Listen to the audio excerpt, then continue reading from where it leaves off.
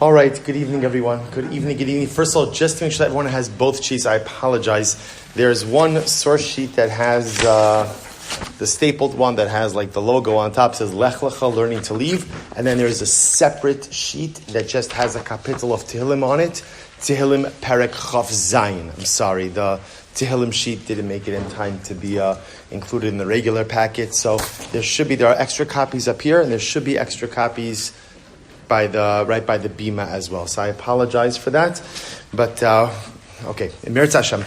So let's begin. So first I want to begin by thanking Mrs. Miriam Engelsberg for dedicating tonight's shir in honor of the birth of two grandchildren, Hillel, born to Avram David and Esther Rosenbaum, and Shalom, born to Meir Aryeh and Chana Dinovitz. These are Mrs. Engelsberg's great grandchildren. So Baruch Hashem, she should be Zocha Meretz Hashem to see beautiful doros of Yiddish Nachos ad 120 shanim tovos.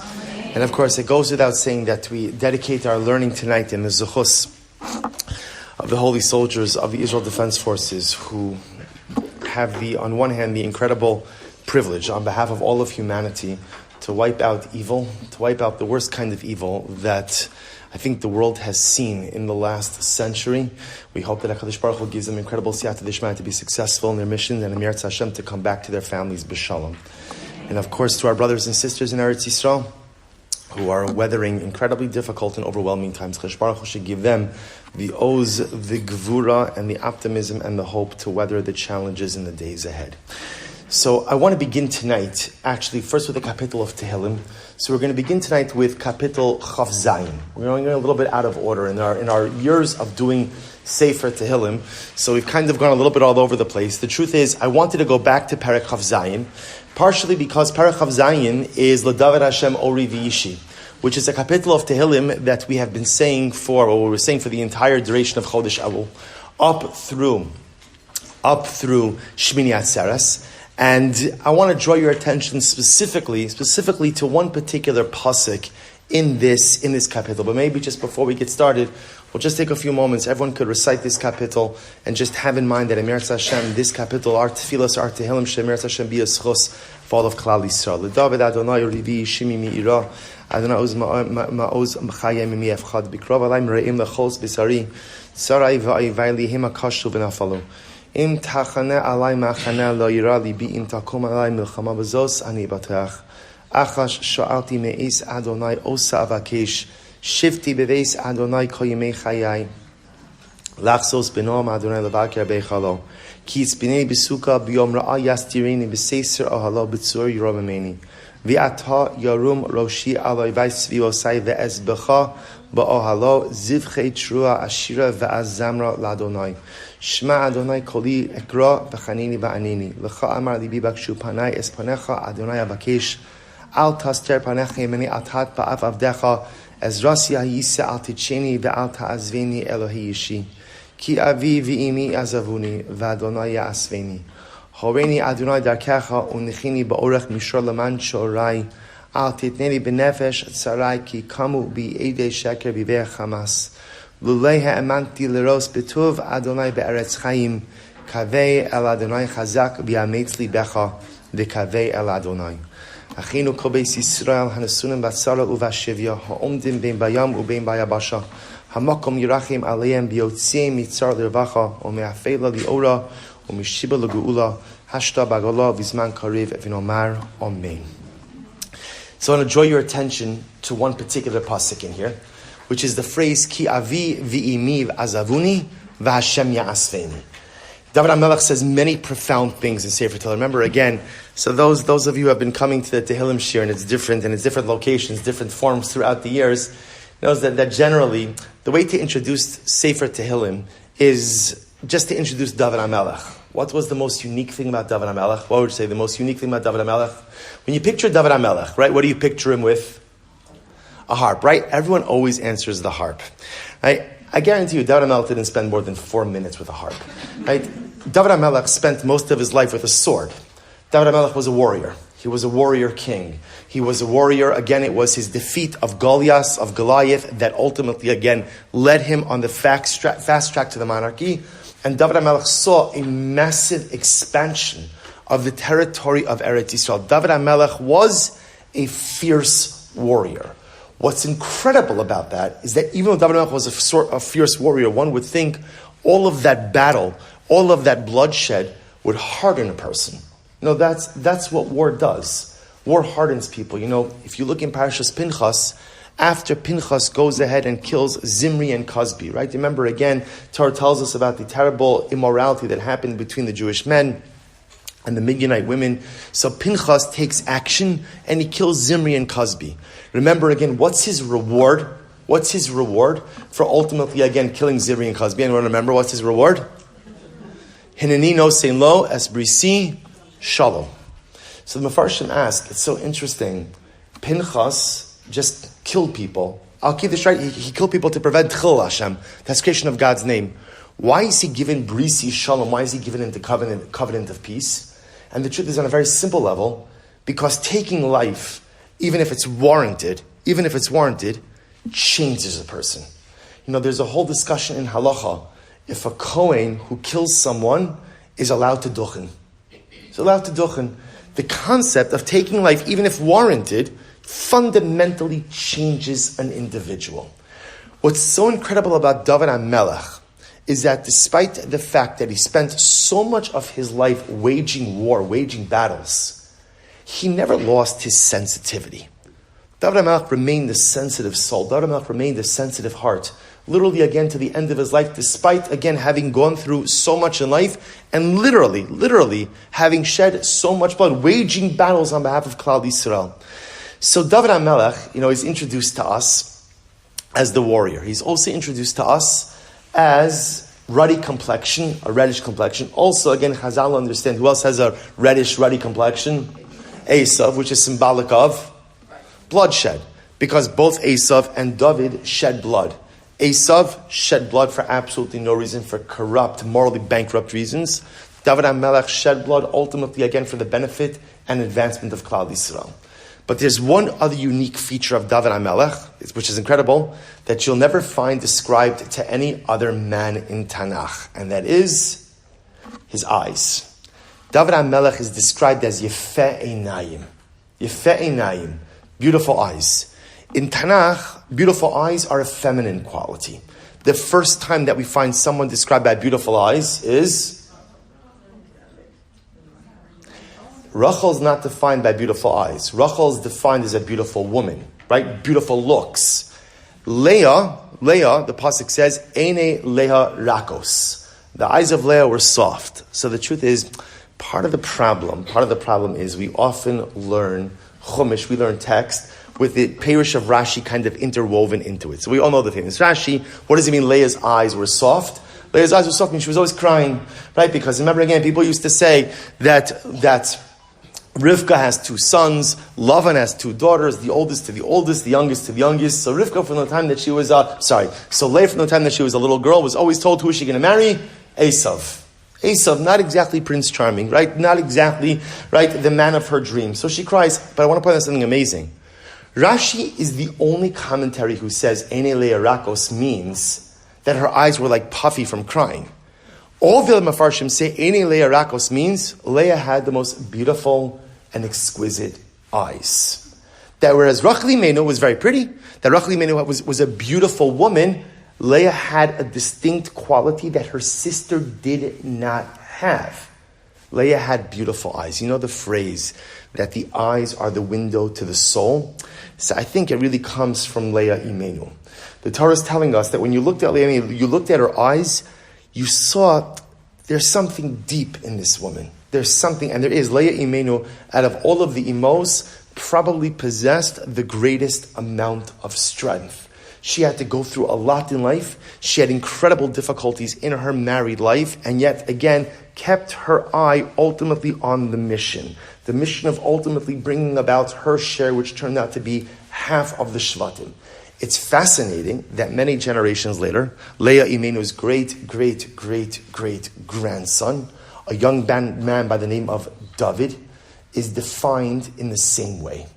That David ultimately, again, is described as Yefeh Einayim, beautiful eyes. Why is David HaMelech described as beautiful eyes? Because again, we know this, sometimes you look into someone, like we were just saying before, the eyes being the window to the soul. The idea being that sometimes you could look into a person's eyes and you could see the depth of their neshama. The greatness of David HaMelech was not just in what you saw. The greatness in David HaMelech is what you didn't see as well. You looked into David HaMelech's eyes, just like you looked into Leah Imenu's eyes, and you saw this is a person who possessed many layers of depth, much incredible profundity. And I think that the depth of David HaMelech comes out in Sefer Tehillim. Most of us say Tehillim and we don't learn Tehillim. Now, by the way, that's not a bad thing. I often find that sometimes when is Tehillim, it's going to sound strange, but when is Tehillim most powerful? When is it most powerful? Times of trouble, absolutely. When else? Personally, I have found that sometimes Tehillim is most powerful, dafka, when you don't know what you're saying. You see, Tehillim is the process by which, I throw myself into HaKadosh Baruch Hu. It's Ribono Shel Olam, whatever it is that's going on. But often, again, Tehillim is my go-to when I'm overwhelmed, and I throw myself into Him. You ever have it when a person, either you were the child who went to the parent, or if you have children, if your child comes to you, your child gets hurt. You ever have one of those conversations where the child is just sobbing, goes like something, right? Or if you have teenagers, right? Again, so either of those two, and the sobbing, you have no idea what the child is saying. No idea what the child is saying, but yet again, what is the child doing? The child also knows that he or she is totally incomprehensible, but what is the child doing? The child is just throwing themselves into the parent. I know that my words don't make any sense, but at the end of the day, I need you in this moment, and this is how I'm connecting with you. Sometimes the power in Tehillim is not that you read a phrase and wow, the meaning of that phrase really speaks to me. Sometimes the power in Tehillim is, I actually don't know what David HaMelech is talking about over here. But it doesn't matter. It doesn't matter because this is the language through which I converse with my Father, specifically in times of incredible and overwhelming difficulty. We're so used to thinking that in order for something to be impactful, you have to understand it.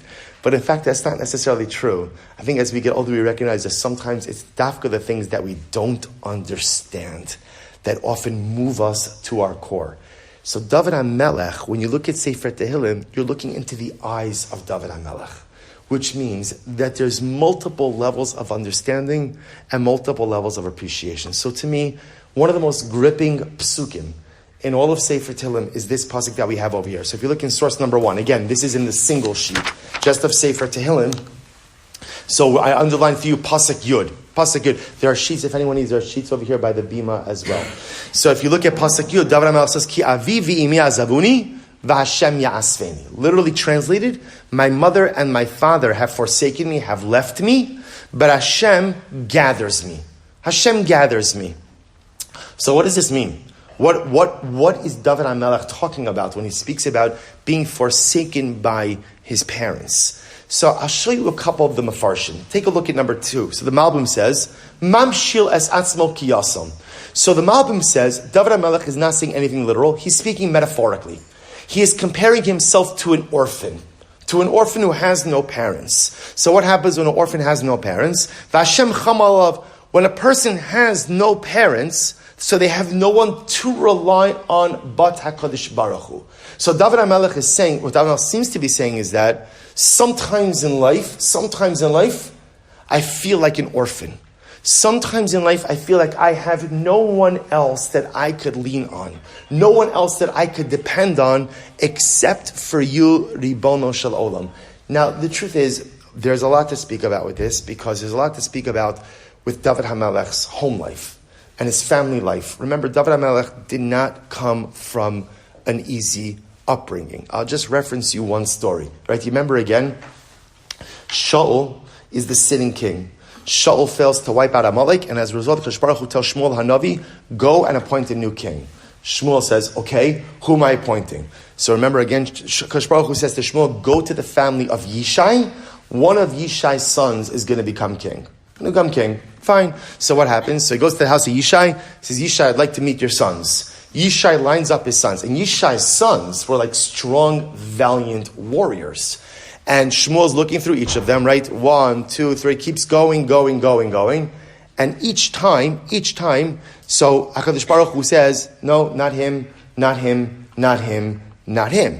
at the end of the line. So what happens? So Shmuel says to Yishai, do you have any more sons? What does Yishai say? Right? Yishai says, no.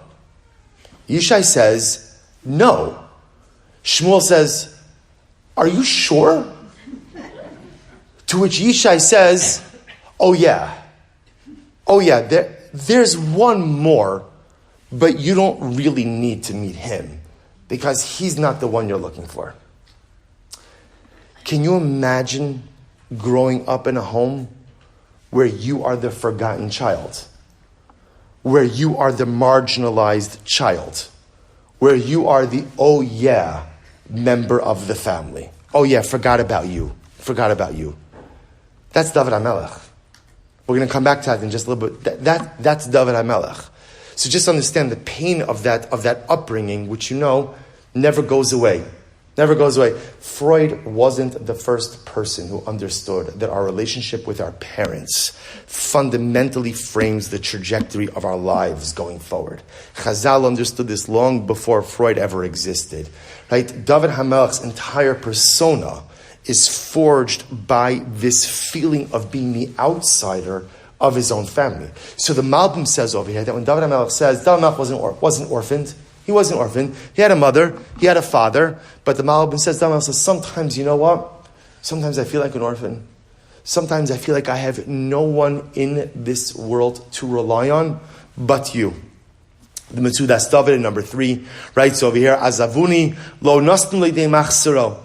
According to Metzudas David, David HaMelech sings like this, as much as parents try, parents can't always give children everything that they need. I think as we get older, sometimes young people, I can now say I'm old enough I can talk about young people. Right? So, young people sometimes are very upset or resentful at their parents because they feel that their parents did not do a good job in raising them. My parent wasn't there for me, my parent didn't love me, and I think something interesting happens as we get older, which is maybe they really didn't do a good job. It's possible, but I recognize they didn't do a good job, not because they didn't want to do a good job. But remember, again, you only know what you know. So parents were also brought up in a home, and maybe their parents didn't know what they were doing either. So they learned to parent dysfunctional parenting from dysfunctional parents. And then how do I know how to parent? The same way my parents parented me. That's the way. So David HaMelech says, good parents, bad parents, almost no parent is able to give their child everything that they need in order to be successful. Ki avi v'imi azavuni. David says, my parents sometimes leave me without giving me everything I need to succeed in life. But here's the good news. V'Hashem ya'asveni. Whatever my parents don't give me, either knowingly or unknowingly, the beautiful part is there's always someone else who steps into that parental role. And that's HaKadosh Baruch Hu, who always makes up the deficit. The Radak says over here, skip to number 5 for just a moment, right? Actually, the Ibn Ezra writes over here, Ki avi v'imi, shayu sibos boy ba'olam haya, hazeh, azavuni b'mosam. So again, the Ibn Ezra says, it's much simpler. David HaMelech was saying, at some point in time, everyone's parents leave them. Right? Remember again, the natural order of the world, which we hope is the normal order of the world, is that children bury parents. And never chas v'shalom the opposite. So David HaMelech says, according to Ibn Ezra, David HaMelech is not lamenting anything. He's just talking about the normal trajectory of life. That very often what happens is, my parents leave me. And often they leave me while I feel I still need them. I'm not ready to say goodbye. I'm not ready to let go. There's still more support. There's more that I need. But David HaMelech, what's the consolation? Even when my parents leave me, v'Hashem ya'asveni. And lastly, the Radak says, and this is incredible, Ki avi ve'imi azavuni, v'Hashem ya'asveni, achar she'atzasi migidulam asaftani ata. Sometimes, when I think my parents left me, they didn't really leave me. I left them. And sometimes you leave your parents, right? And you're not really fully prepared to embrace the world to live successfully.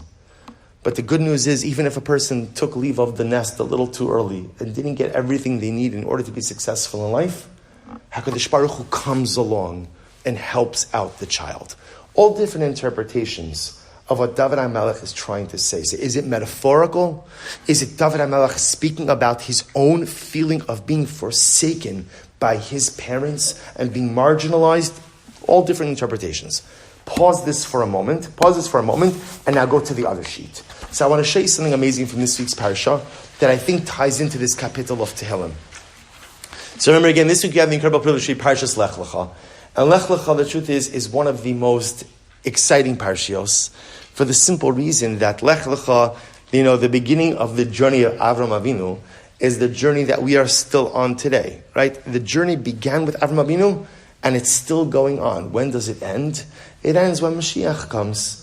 It's the longest journey in the history of man. It begins with 2 words, and each and every one of us are still engaged in it today. So remember, again, look at number 1. Vayomer Shema Avram, Lech Lecha me'artzecha u'mimoladetcha beis avicha. Avram, go for yourself from your land, from your birthplace, from the house of your father, al ha'aretz asher ar'eka, to the land that I will show you. So, what we're going to try to discover over here is, what was the purpose of this journey? Right? What was it exactly that Avram Avinu was trying? What's the goal? What was the purpose of Lech Lecha? Remember again, especially if you go with the idea that Avram Avinu was given 10 tests, and according to many, Lech Lecha was the first of the 10 tests. Some say it was the second, some say it was the first, but according to almost everyone, it's reckoned as part of the 10 tests. So the question is, what was the nature of the test? What is it that HaKadosh Baruch Hu is trying to accomplish with this particular Lech Lecha endeavor? So the Medrash says in number 2 something beautiful. The Medrash says, Amar Rabbi Avin, Mashal etzluchis shal plaiton hanasuna beis hakvaros, v'lo haya adam yodea reicha. So the Medrash gives an example of, imagine for a moment a person has a fragrant flask of perfume, but the perfume is sitting in the cemetery. So what happens? No one's ever going to smell it. No one's ever going to enjoy the fragrance. So what has to happen? So you need someone to go into the cemetery, take the perfume, uncork it, or whatever the proper term is, open it up, and allow the fragrance to waft so that everyone could be able to appreciate it. So the Medrash understands that's HaKadosh Baruch Hu saying, Avram, you've discovered something. What did Avram Avinu discover? What did he discover? He discovered HaKadosh Baruch Hu. He discovered that there is one God in this world. Remember again, Avram Avinu isn't Jewish, right? There's no one who's Jewish. Avram Avinu is a monotheist. He was the first monotheist. He's the father, effectively, of monotheism. So Avram has just discovered something absolutely amazing. What's the problem? No one else knows about it. It's only Avram. Sefer HaKadosh Baruch Hu says, Lech Lecha, go and share the great treasure that you have discovered. Go and share it. You've discovered something amazing that is transformative, that will forever change the trajectory of mankind. But if you stay here in Ur Kasdim, right, if you stay where you are, which was a capital of idolatrous activity, no one cares what you have to say, right?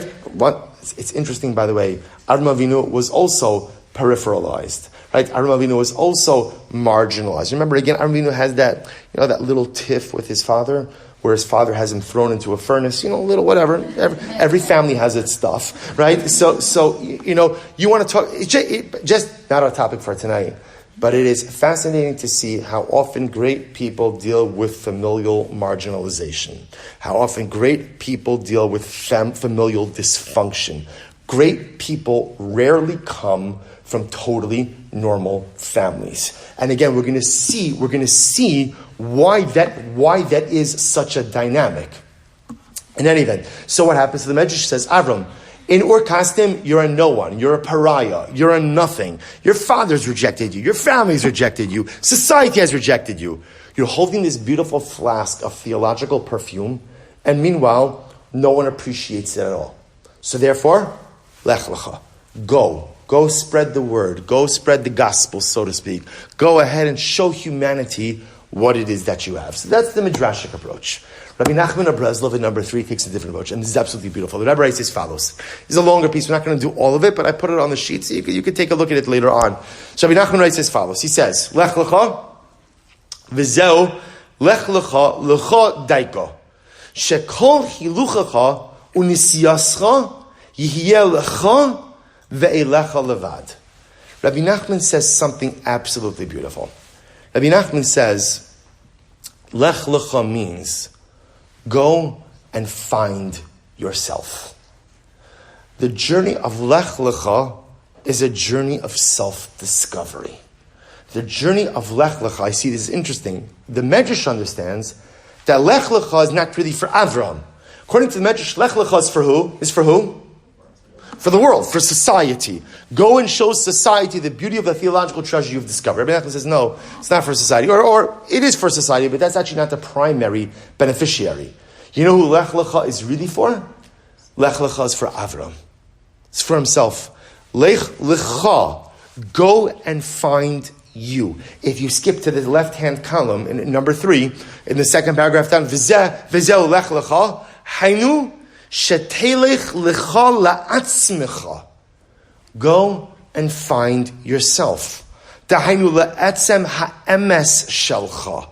Go and find the emes. What is your core truth? What is your personal truth? Hamushrosh becha sherak zeh nikra ani. Rabbi Nachman says something so beautiful. The journey of Lech Lecha is the journey to the ani. To who am I? Who am I? You know, it's an interesting question. If somebody were to ask you, who are you? Right? Imagine somebody asks you ask a person, who are you? How do most people self-define? How do people self-define? Oh, that's a tricky question in today's day and age, right? How people self-define, right? How do most people self-define? Career. How else? Familial relations, right? In other words, son, daughter, mother, father, brother, sister, right? What's interesting is that's not who I am. Those are aspects of my persona. In other words, what I do for a living is important because the truth is, like, I spend a lot of time doing it. So hopefully I do something meaningful, and hopefully, again, it is part of my greater life mission. Who I'm related to, who's my child, who's my parent, who's my spouse, who's my sibling, all important things. But that's not ani. Those are parts of my persona. But who am I?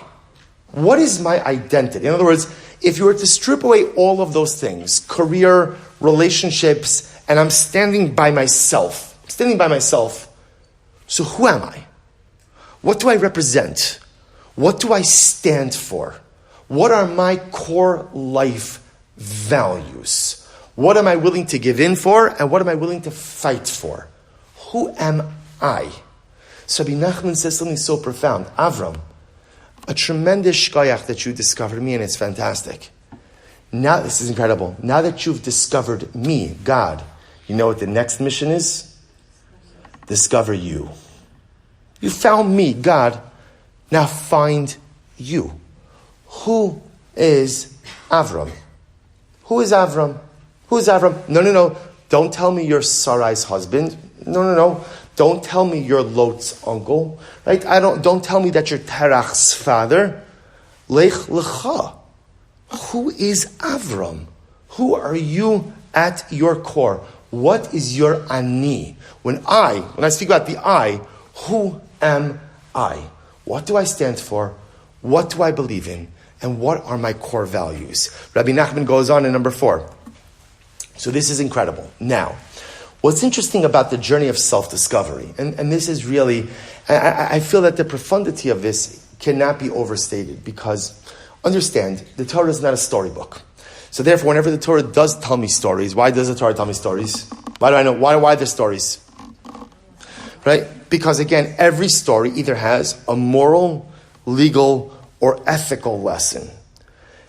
It is not an accident that the first thing we are told about Avram Avinu is nothing to do with his spiritual heroism. Right? Remember again, as I mentioned before, we know the story with Avram Avinu being thrown into the Kivshenesh, the fiery furnace. But remember again, that's a medrash. That's a medrash. Of course, it's a medrash. Medrash is important, but it's not the psukim. The first thing the Torah tells us about Avram Avinu is Lech Lecha, which is the Ribono Shel Olam telling us that the journey of self-discovery is one of the most important journeys that each of us have to take. Which then begs the obvious question, which is, maybe not so obvious question. Why don't most of us take the journey of self-discovery? I'm not a betting man, but I would bet that if somebody stopped you on the way out, I mean, not right now, let's say you left right now, says, who are you? I guarantee you most of us would be hard-pressed to actually identify who the inner ani is. Again, career I could tell you, relationships I could tell you, my involvements I could tell you, all the stuff that I do I could tell you. No, I don't want to know all of that. Who are you? I would venture to say there'd be a lot of humming and how like when you answer a question by not answering it, right? There'd be like a lot of circular statements because the truth is, most of us haven't really gone on the journey of self-discovery. So now we have this incredible asymmetrical reality. The first thing the Torah teaches us is about the need for self-discovery. And yet the one thing most of us never end up doing is self-discovery. So why not? What are we afraid of? What is it that we're avoiding? Or maybe better stated, what's the obstacle to self-discovery? So Rabbi Nachman says in number 4, this is incredible. So now that's the Lech Lecha. Now, the next part, of course, in the pasuk that the Mefarshim tackle, we'll bring this all together in just a moment. The next part that the Mefarshim tackle is the concept of HaKadosh Baruch Hu telling Avram, he doesn't just say to Avram, Lech Lecha me'artzecha, but rather he says, Artzecha from your land, Moladetcha, your birthplace, Beis Avicha, your father's home. And all of the Mefarshim deal with the same basic issue, which is, it seems to be repetitive. Just tell him Lech Lecha, and I got it. Why the need to identify your land, your birthplace, and the house of your father? Look at number 4. Rabbi Nachman says something absolutely amazing. Number 4, he says, V'zeu, Lech Lecha me'artzecha me'ladcha beis avicha, ki kama minei choshech u'shkam nishachim me'artzecha, dahainu me'ha'ir v'hamadina shenis gadol ba. So listen to this. Rabbi Nachman says, do you know why so often in life we don't engage in the journey of self-discovery? It's because often who we are is so clouded and eclipsed by external influences. So what's the first external influence? Artzecha. Where you grow up. The community you grow up in. The friends you have. Those are influences. Sometimes they're good influences. Sometimes they're not such good influences. That's Artzecha. Next, Rabbi Nachman says, he says, Artzecha, Moladetcha. Actually, if you skip a little bit to the left-hand column, Moladetcha, he says,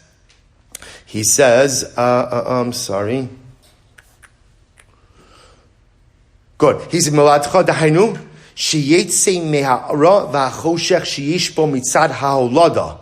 So he says, Moladetcha means your innate predispositions. Moladetcha means the things that you're born with. Right? We are all born with certain proclivities. We're all born with certain innate desires. And we're all born with certain predispositions.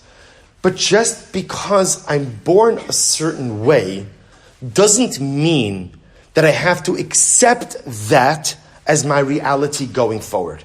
So Moladetcha means the ability, or Moladetcha means the recognition that yes, each of us are born with certain strengths and certain deficits. We're born with certain advantages and certain disadvantages. And lastly, Mi Beis Avicha, from your father's home. What is your father's home? The Rebbe says, last line in source number 4, Shu Mishpachto. Look what Rabbi Nachman writes. Ki yesh kama shtusim ushkarim. Turn the page. Shenidbak bo mitzad mishpachto. The Rebbe says, listen to this phrase. In every family, the Rebbe says, there are shtusim ushkarim. Wow. What are shtusim? Shtusim? Nonsense. Foolishness. Shkarim? Lies, falsehoods. In every family, there's foolishness and there are falsehoods. In other words, what we have to learn to accept in life is, everybody has like that family they look at, And they're like, oh, that's the perfect family. I know a lot about people's families. And even the people you think are perfect, everyone has their shkarim and shtusim. Everyone. I include the Silber family in that as well. Everyone has their shkarim and shtusim. Because we're people. We're people. We're human beings.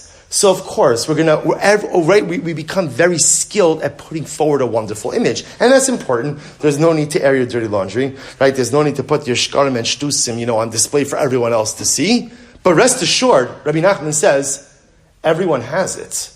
What the Rebbe is highlighting over here is, we all know, you don't choose the family that you are born into, right? And how many times does it happen? A person's brought up in a certain way, and you think, hey, okay, this is my family, it's normal.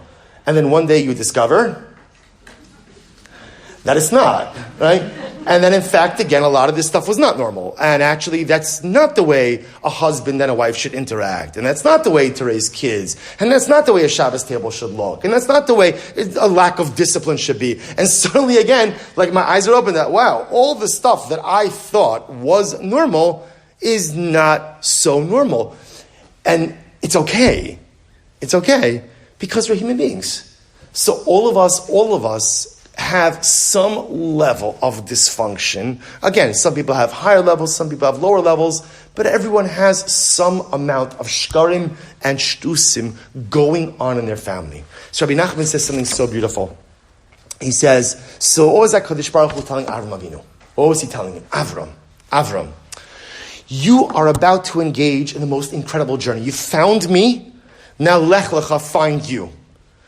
But in order to be able to find yourself, what do you need to do?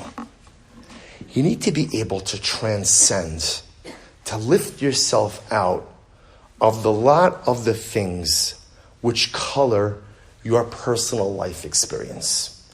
So specifically for Avram Avinu, you have to leave Artzacha. The society that you're in, it's not good. It's not good. It's not good. You got to get out of it. You don't have the right neighbors. You don't have the right chevra. You don't have the right influence. You got to take yourself out of that. Artzecha, moladetcha, Avram Avinu. You have certain dispositions, certain proclivities, certain inclinations that you are born with. Fight against them. Fight against them. Don't surrender to them. Again, just to be clear, the Ribono Shel Olam creates us with challenges. Sometimes we struggle with something. It's very important. Sometimes, when we struggle with something, we think that that's symptomatic that something is broken inside of me. As if it's abnormal that I struggle with this. If I was a healthy, spiritually healthy person, I wouldn't have any struggles. No, a person who doesn't struggle, you know what we call them? Dead, right? Well said, right? When you're dead, you don't struggle with anything. If you're alive, by definition, you are always struggling with something, and it doesn't mean something's broken. It just means you're human. I have to think, just an aside, we spend so much time trying to fix everything that is broken because in our mind we have this fallacy that I'm supposed to be whole and I shouldn't have anything that's broken. Everyone has something that's broken. Everyone does. That's part of the human condition. So what's my job? My job is I shouldn't resign myself to the broken kite. Don't resign yourself to it. Keep fighting. Am I going to fix it? Maybe yes, maybe no. And chances are, you know what happens when you fix one thing? Right? You discover something else is broken. Right? It's kind of like fixing up your house, right? You start out with one thing, and then, once we're doing this, let's do this. Once we're doing this, let's do this. And because again, so you fix yourself, great. You fix up one area, then again, this is broken, that's broken. So Kadosh Baruch Hu says, Avram, you don't have to be perfect, but you have to leave moladetcha. Too many times in life we walk around saying, well, this is who I am. This is who I am, love it or leave it. This is how Kadosh Baruch Hu created me. Right? How many times have you heard people say, who have a short temper? I can't help it. I just have a short temper. Right? I have a short fuse. What?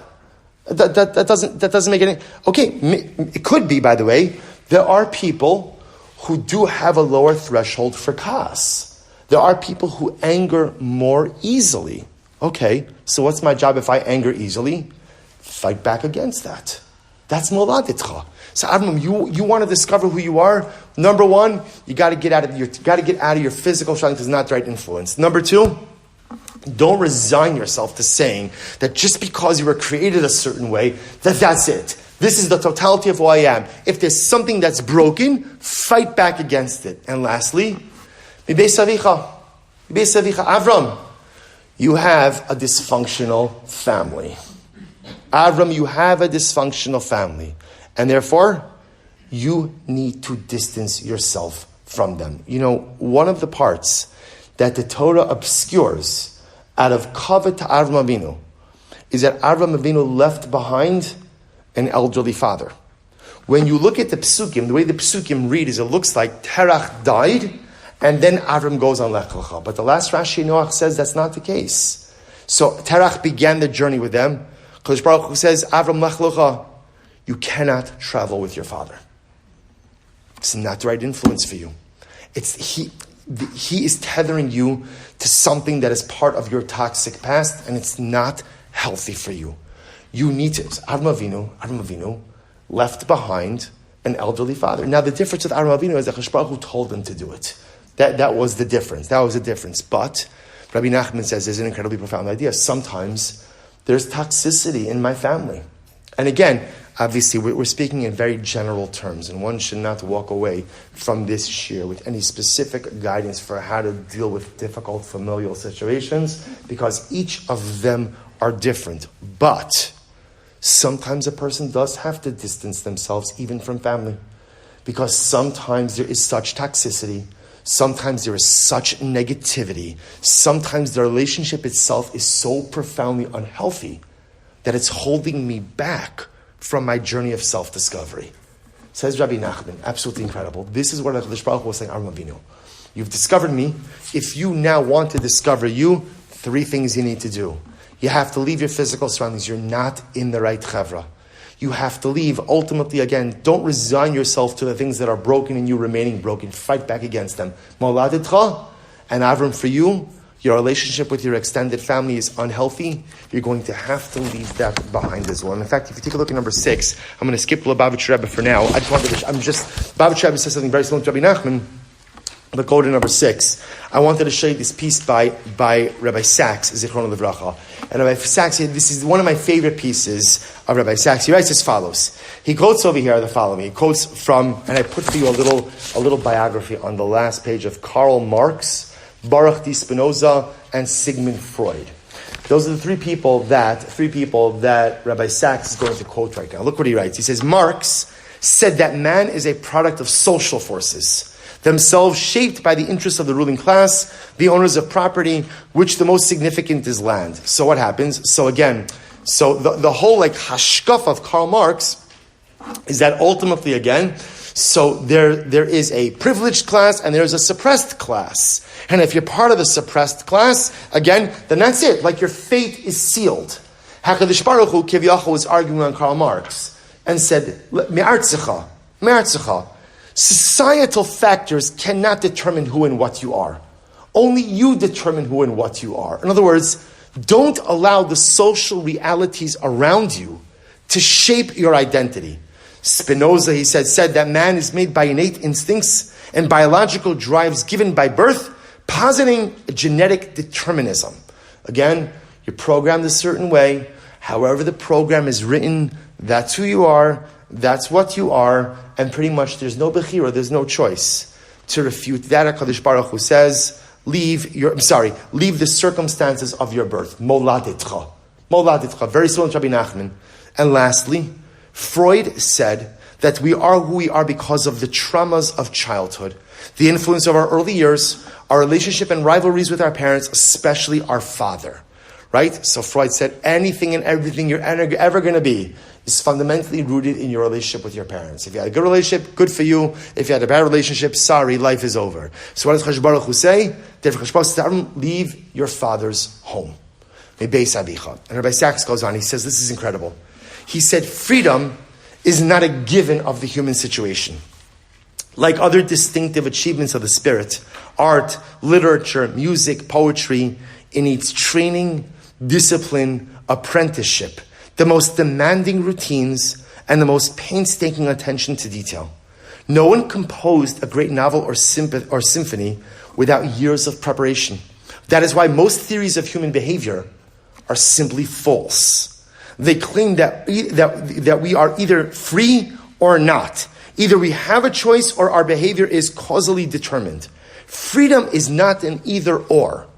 It's a process. It begins with dependence, and only slowly, gradually does it become liberty, the ability to stand back from the pressures and influences upon us and act in response to educated, conscious judgment, wisdom, moral literacy. In short, a journey. Avraham's journey. That is the deep meaning. So again, besides Chaleni, it's the same as Rabbi Nachman, which is incredible. The same as Rabbi Nachman. That what is Chash Baruch Hu telling Avram? So Lech Lecha, go and journey to yourself.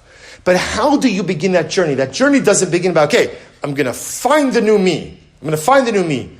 That journey first begins with the courage to go ahead and let go of the things that often hold us back. The things that define us without us. The ability to say, how difficult is it in life to know sometimes I have people, friends, and you know what? They're not the right friends. I love them. They're wonderful. They're not the right friends. They're not the right influence. Sometimes I'm involved in greater social circles, right? The people are just not talking about the right things. They're not conducting in themselves in a way that good people, often people just don't know. Good people, that's artzicha. That's artzicha.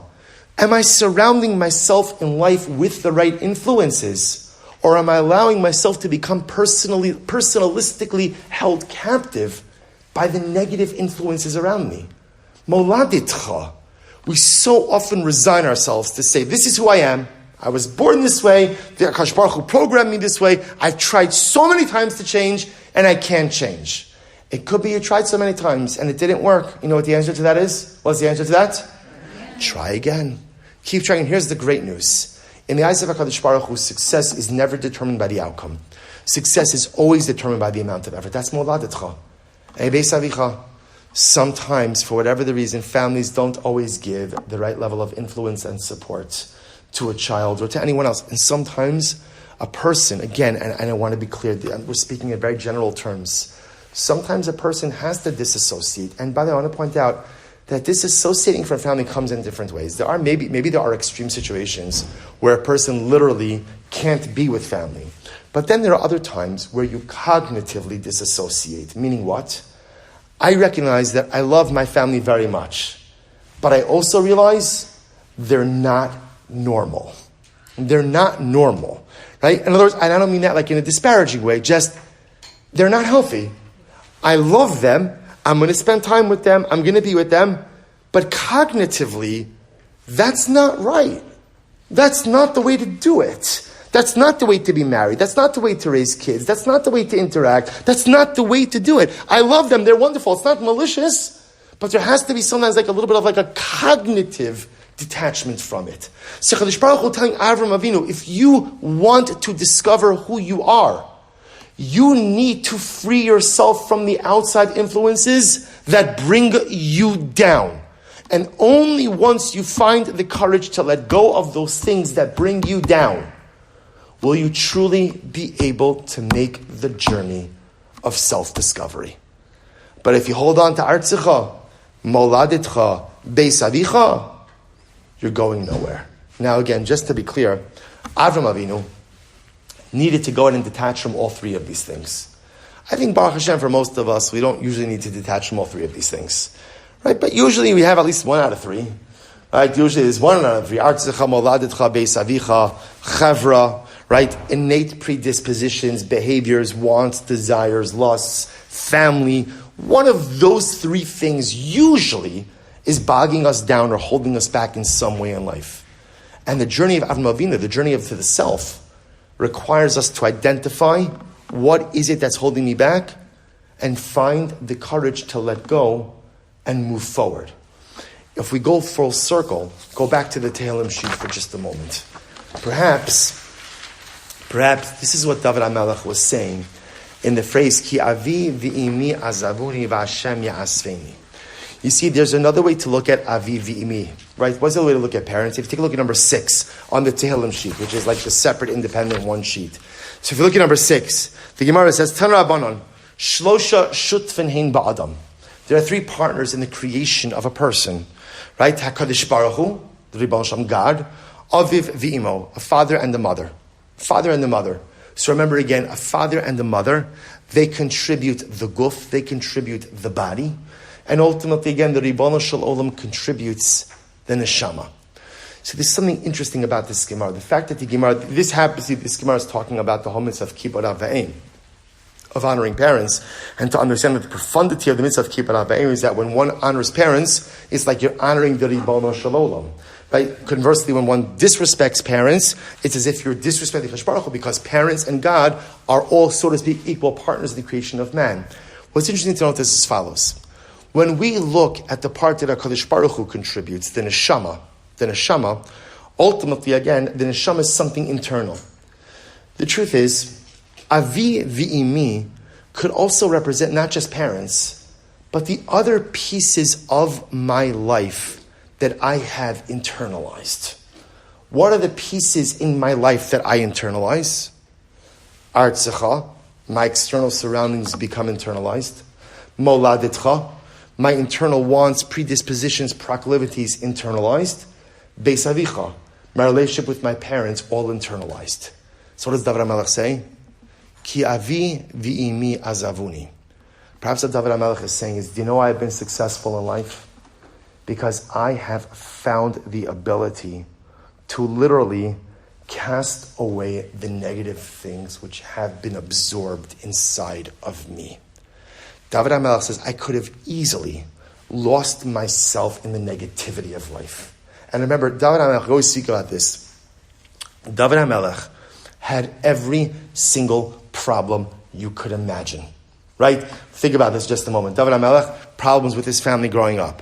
David HaMelech has pretty significant shalom bayis problems. David HaMelech has pretty significant problems with his kids. I mean, no matter what you think your kids do, hopefully no one tried to kill you, right? David HaMelech, right? Avshalom, his own son, tries to kill him, right? He has problems with his son. David HaMelech lost a child, his first son with Bathsheba.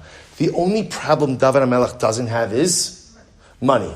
Right? That's the advantage of being king. You're wealthy. So he doesn't struggle financially. But everything else and every other problem in life he has. And couple that with the familial baggage and everything else. So what's the secret, David? How did you do it?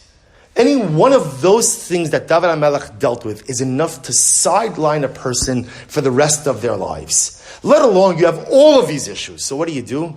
Ki avi v'imi azavuni. I have left behind the mother and father. I've left behind the negative stuff that has gotten absorbed into me. You see, David HaMelech and Avraham Avinu make the same journey. They just call the journey different things. By Avraham Avinu, it's leave artzecha, your surroundings of the society you're in, moladitcha, your internal predispositions, wants and desires, beis avicha, your family. Leave behind all the negative stuff. Avram did it, so did David. David HaMelech left behind ultimately again a family that marginalized him. David HaMelech, again, the Gemara says it's not an accident that David HaMelech was born with that ruddy complexion like Esav. David HaMelech could have become a Rasha just like Esav. And he could have said, what am I supposed to do? I was born in Adad Moni, I was born ruddy, that was my predisposition.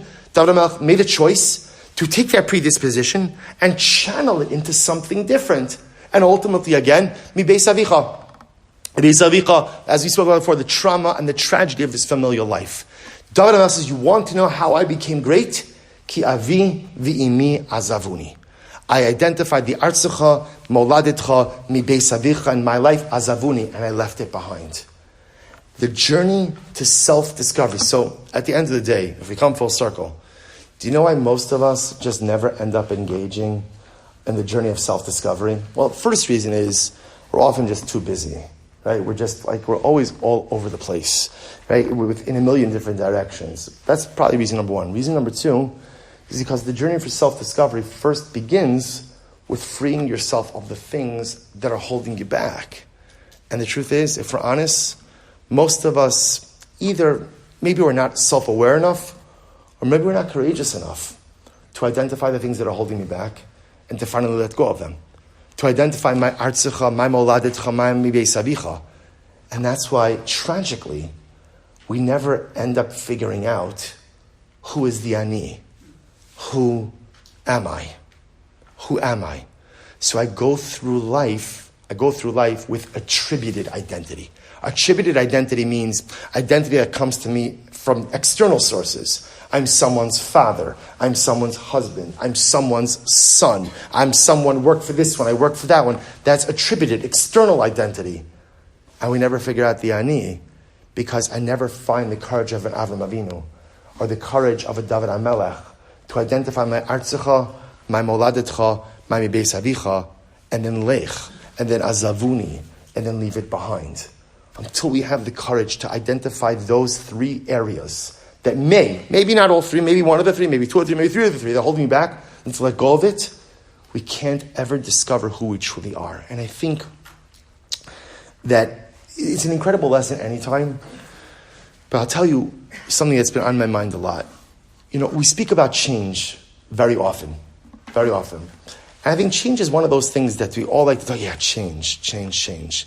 And as my lips are saying change, often what am I thinking on the inside?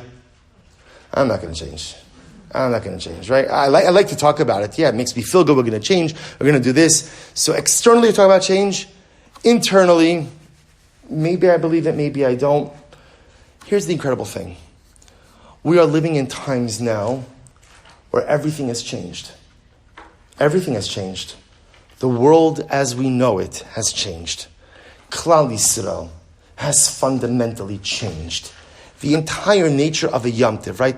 Shmini Atzeres as a day that we're going to celebrate going forward has forever changed. Thousands of lives. And when we say thousands, remember, when you measure the ripple effect of thousands of lives, that's tens of thousands of lives within our people have forever been altered. The trajectory of Klal Yisrael has been changed. We believe in a positive way. We believe that ultimately, again, whatever it is that's unfolding somehow is bringing us closer to Geula, some way, somehow. But everything in our world has changed. The Baal Shem Tov brings down that when you see great change happening in the world, it's an opportunity to connect with that on a ruchni level. When you see dramatic change unfolding, I could tap into that worldly energy and affect change within myself as well. That's the power of this time. That's the power of these days. If we are living through days of unprecedented change, and I know that phrase, unprecedented, has been overused since the beginning of the pandemic, right? But it's true. The winds of change are blowing, and there's dramatic change sweeping over our people now. The change in the national fabric, the achdus we're seeing, right? We hope and we daven every day that Emer Hashem will continue long past this war. Something is different in the air. And if something is different in the air of this world, then we could tap into that. And maybe this is the time we could finally make the changes within ourselves. Maybe this is the time where we could identify our artzecha, our moladetcha, our beis avicha. Maybe this is the time where we can identify our internal avi v'imi. And we can finally say, you know what? Enough. I don't want to be held captive anymore by a negative chevra. I don't want to be held captive by my own deficiencies and handicaps and proclivities and predispositions. I don't want to be held hostage anymore by negative or toxic familial relationships. I'm ready to let it go. I'm ready to push it all, or at least some of it, to the side. I'm ready to make my journey of Lech, Lecha, my journey of self-discovery, my journey to discover my true self. It's a lesson that's true always, but I think it's especially true in the times in which we are living. And if we could internalize this lesson and tap into this change that we see happening around us, and find the strength of Avram Avinu, and find the strength of David HaMelech, and we could affect the necessary change, or begin to affect the changes that create the platform for finding the Ani, for finding the Lech Lecha, imagine what a schus that'll create for our people. Imagine what an aliyah will give to the neshamas of those who died, who were murdered al Kiddush Hashem. Imagine what chizik it'll give to the 220 of our brothers and sisters whose fate is unknown, languishing in Gaza. Imagine the chizik it'll give to our soldiers as they sit on the front lines of Am Yisrael and Eretz Yisrael, knowing that we, in our own little way, are tapping into these winds of change, are trying to become an Avram, are trying to become a David HaMelech. Imagine what we could do not just for ourselves, but for our people, if we summon up the same courage that Avraham Avinu had, the same courage that David HaMelech had. So halabai we should be zochem Yatz Hashem, to journey to the self. But we should also recognize that that journey requires a pre-journey. Not a journey to, but a journey away from the Artzecha Moladetcha Beis Avicha, a journey away from the Avi V'imi, a journey away from the things that are holding us back. Halavai, each of us should be Zochem Yatz Hashem, to begin the journey towards the self. And halavai, we should each be Zochem Yatz Hashem, to find the beauty, to find the holiness, and to find the light that resides within our personalistic ani. Okay, we'll stop over here for tonight. Shkoyach, everyone, wonderful to be back with everyone. Hopefully next week we're going to try to be actually in the side room a little bit. We're also going to start a little bit more with some of the other svarim. Shkoyach, everyone, again, welcome back. Baruch Hashem, it's chus to resume this year. Have a wonderful evening.